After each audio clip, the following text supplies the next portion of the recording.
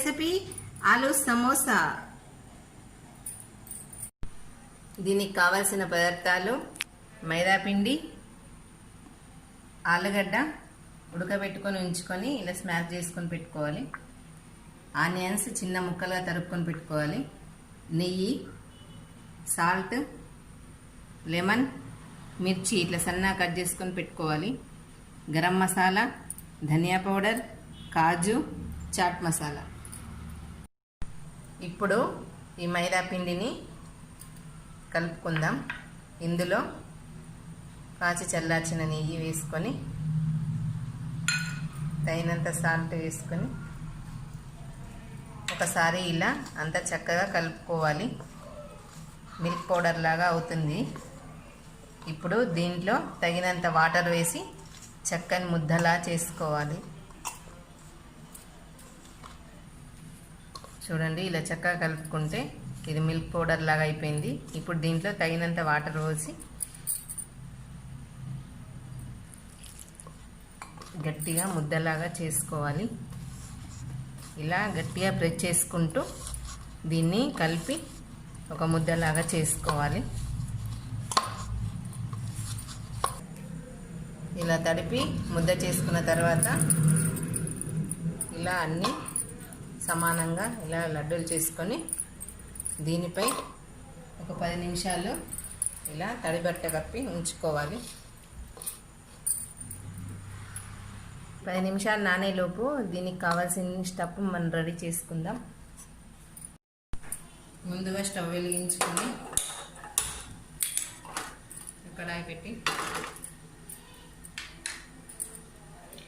కొంచెం ఆయిల్ వేసుకోవాలి. ఆయిల్ వేడెక్కింది. ఇప్పుడు ముందుగా మనం కట్ చేసి ఉంచుకున్న మిర్చి,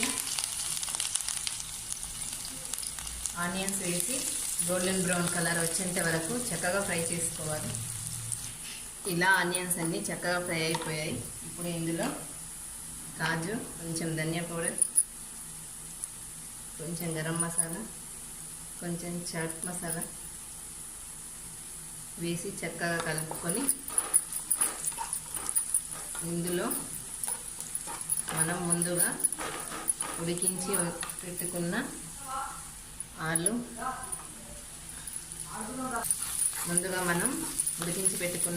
మిశ్రమం వేసి చక్కగా ఫ్రై చేసుకోవాలి. ఇప్పుడు తగినంత సాల్ట్ వేసుకోవాలి. ఇది చక్కగా ఫ్రై అయిపోయింది. ఇప్పుడు ఇందులో కొంచెం లెమన్ జ్యూస్ వేస్తున్నా. లెమన్ జ్యూస్ వేసి ఒకసారి కలిపి స్టవ్ కట్టేసి మనం సమోసా ప్రిపేర్ చేసుకుందాం. 10 నిమిషాల తర్వాత వీటిని ఇలా చక్కగా ఆయిల్ అప్లై చేసి రోల్ చేసుకోవాలి. ఇలా చక్కగా చేసుకున్న తర్వాత సెంటర్లో ఇలా కట్ చేసి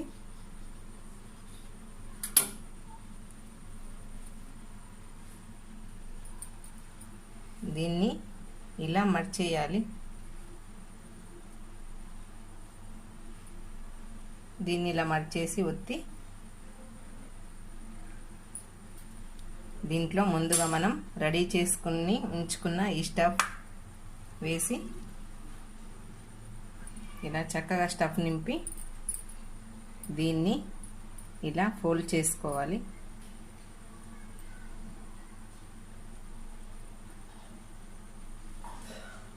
ఇలా చక్కగా ఫోల్డ్ చేసుకొని ఇలా రెడీ చేసి పెట్టుకోవాలి.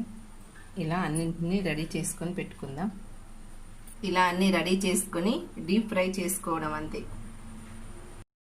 డీప్ ఫ్రైకి సరిపడా ఆయిల్ వేసుకొని ముందుగా మనం రెడీ చేసి ఉంచుకున్న ఈ సమోసాని ఫ్రై చేసుకుందాం.